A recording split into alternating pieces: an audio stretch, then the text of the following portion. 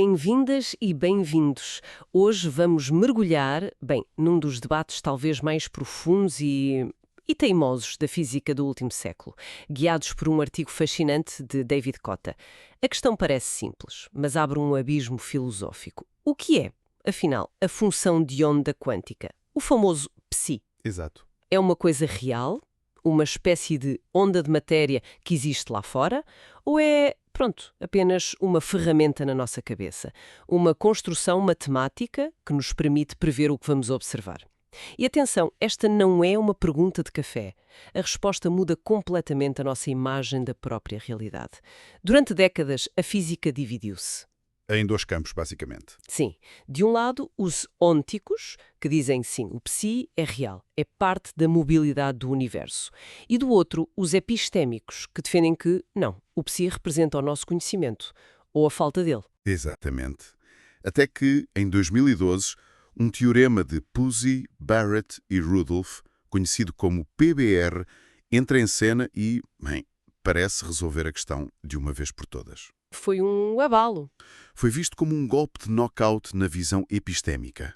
A prova matemática deles parecia demonstrar de forma bastante robusta que se a função de onda fosse apenas informação, as suas previsões seriam incompatíveis com a própria teoria quântica. Foi como um murro na mesa que disse: a discussão acabou. A nossa missão hoje é precisamente essa, usar o enquadramento do artigo de Cotillard para reavaliar esse murro na mesa. E perceber se o murro acertou no alvo certo. Exato. Vamos desconstruir o teorema PBR. Mas mais do que isso, vamos tentar perceber se a própria pergunta real ou informação não estará mal colocada desde o início. E para isso, o nosso guia será uma distinção rigorosa, quase uma disciplina mental, entre três planos: o real, o concreto e a teoria. Para evitar o que o autor chama de confusão categórica, é proposta esta separação em três níveis. Parece-me uma boa ideia, pôr alguma ordem na casa antes de entrarmos na parte mais complexa. Vamos a isso. Vamos. O primeiro plano é o do real. Pensemos nisto como a dinâmica material pura e dura dos sistemas físicos. Partículas, campos. Partículas, campos, as suas interações. É o que o universo está a fazer quando ninguém está a olhar, por assim dizer.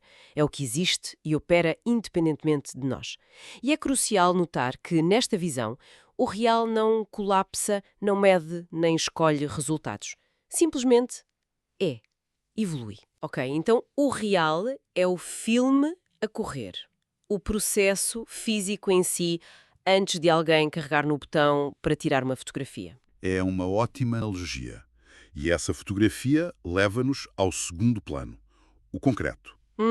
O concreto acontece quando a dinâmica do real entra num regime muito específico de acoplamento, que produz uma marca, uma inscrição material irreversível e rastreável. Um clique num contador Geiger, uma mancha numa chapa fotográfica. Então o movimento do eletrão através do aparelho pertence ao plano do real. Mas o som clique que o detector faz e que eu registro no meu caderno, isso é o concreto? É essa a fronteira? Exatamente essa. A fronteira é a produção de um facto estável, um traço que pode ser partilhado e sobre o qual podemos concordar. Antes da marca, há apenas uma teia de potencialidades dinâmicas no real. Depois da marca, temos um facto no mundo. Percebo. Real é o processo. Concreto é o resultado registado. E onde é que a nossa famosa função de onda, o psi, entra nisto tudo? Entra no terceiro plano, a teoria. Este é o plano da nossa organização simbólica. É a nossa gramática, o nosso conjunto de regras e ferramentas matemáticas que nos permite prever a distribuição estatística das marcas concretas. Quer dizer, a função de onda, os operadores, a regra de Born. Tudo isso pertence a este plano. Então, espera lá. Se estou a perceber bem, a ideia aqui é que a famosa estranheza quântica não está na física em si, no plano real, mas sim na nossa linguagem, no nosso plano da teoria. É radical, mas é precisamente esse o argumento. Que talvez estejamos a confundir a gramática com o próprio mundo, e é essa confusão que cria os paradoxos. O erro fundamental, segundo esta análise, é uma confusão de planos. Pegar num objeto do plano da teoria, como o psi, e perguntar se ele existe no plano do real. É como pegar nas regras do xadrez e perguntar onde é que a regra do en passant existe fisicamente no tabuleiro. A regra não existe no tabuleiro, ela governa os movimentos. Exatamente. A regra governa os movimentos que produzem configurações concretas no tabuleiro. O psi é a regra do jogo, não é uma peça. Certo, esta framework dos 3 planos é muito arrumada e já me está a clarificar o pensamento.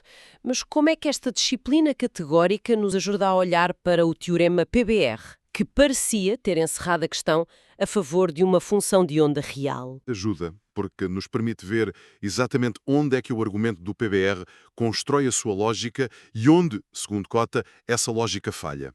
O PBR tentou construir uma ponte entre o plano da teoria e o plano do real, e é a solidez dessa ponte que vamos agora testar. Então vamos a isso. Temos o palco montado e, em 2012, PBR entra em cena não com uma opinião, mas com o que parecia ser uma prova matemática. Qual era a lógica deles? Bem, eles começam por postular um modelo ontológico, ou seja, assumem que, por baixo da nossa descrição quântica, existe um estado físico real do sistema. Vamos chamar-lhe lambda. Lambda, como é costume. O lambda é a coisa que existe verdadeiramente no plano real. Portanto, a ideia deles era que a função de onda, o nosso psi, não é a coisa real em si, mas é como um boletim meteorológico sobre a coisa real, o lambda. Perfeito. É isso mesmo. Diz-nos as probabilidades de o lambda estar num estado ou noutro. E é aqui que eles introduzem a sua definição técnica do que significa o psi ser epistémico. Para eles, psi epistémico significa que as distribuições de probabilidade de dois estados quânticos, digamos psi1 e psi2, se podem sobrepor. Sobrepor quer dizer que um mesmo estado físico real, um único lambda, poderia ser o resultado de duas preparações quânticas completamente diferentes. Como se duas receitas distintas pudessem, por acaso, produzir exatamente o mesmo bolo. É precisamente essa a ideia. Se há sobreposição, então o psi não pode ser real, porque o mesmo estado real lambda é compatível com mais do que um psi.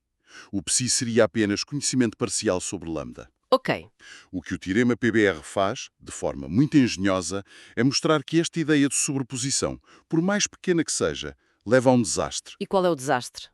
Eles consideram sistemas independentes e mostram que, se essa superposição existir, o modelo prevê que certos resultados de medição podem acontecer, mesmo que com uma probabilidade muito pequena. O problema É que não deviam acontecer de todo. é que a mecânica quântica, a nossa teoria comprovada, diz que esses mesmos resultados são estritamente impossíveis. A probabilidade deles é zero. Não é pequena, é zero. Uau! Portanto, uma contradição direta. O modelo epistémico deles previa algo que a teoria proíbe, taxativamente. Exatamente. E a conclusão é inevitável dentro da lógica deles. A premissa inicial, a superposição, tem de estar errada. Se não pode haver superposição, então cada função de onda deve corresponder a um conjunto completamente distinto de estados reais. O que torna muito difícil argumentar que não é real. Exato. Se há esta correspondência 1 para 1, então o psi tem de ser de alguma forma uma representação direta da realidade. A conclusão deles foi demolidora. O argumento parece blindado. Se a matemática diz que não funciona, não funciona. Então, onde é que o artigo de Cota encontra a rachadura nesta armadura? A rachadura, segundo esta análise, está na própria fundação do modelo PBR. Está na tal ponte que eles constroem para traduzir a teoria em ontologia. Essa ponte é a distribuição de probabilidades, a função que eles chamam de μ-psi de lambda, que liga a nossa ferramenta teórica psi às probabilidades sobre os estados reais de lambda. A ponte. Quer dizer, a forma como eles traduzem o nosso mapa, que é a teoria, para o território, que seria a realidade. Exatamente. E o problema fundamental é que esta ponte tenta forçar o território a comportar-se segundo as regras do mapa. A estrutura da mecânica quântica, a linearidade, as fases, tudo isso são propriedades da nossa representação matemática. E eles exigem que a realidade espelhe isso. Exigem que a realidade subjacente, os estados lambda, espelhe diretamente esta estrutura. É aquilo que o autor chama reificação. É transformar um símbolo no objeto. Ok, isto ainda é um pouco abstrato para mim. O artigo dá algum exemplo mais concreto de como esta ponte falha? Sim, e é um exemplo demolidor que envolve partículas idênticas, como dois eletrões. São fermiões. Na teoria quântica, o estado de dois fermiões tem de ser antissimétrico. Isto significa, de forma simples, que se trocarmos as etiquetas das partículas da nossa matemática, a função do anda ganha um sinal negativo. Um sinal negativo. Mas como é que isso afeta o mundo real? Afeta de forma dramática. É esse sinal negativo que permite a interferência destrutiva entre as possibilidades. É a razão por trás do princípio de exclusão de Pauli. Que diz que dois fermiões não podem ocupar o mesmo estado. Exato. É literalmente o que impede que os átomos colapsem e que a matéria seja estável. Este sinal negativo na teoria é absolutamente essencial. Ok, percebi a importância do sinal negativo na teoria. E então? E então voltamos à ponte do PBR. A ponte deles é uma distribuição de probabilidades clássicas. E uma probabilidade, por definição, diz-nos quanto de algo existe. É sempre um número positivo ou zero.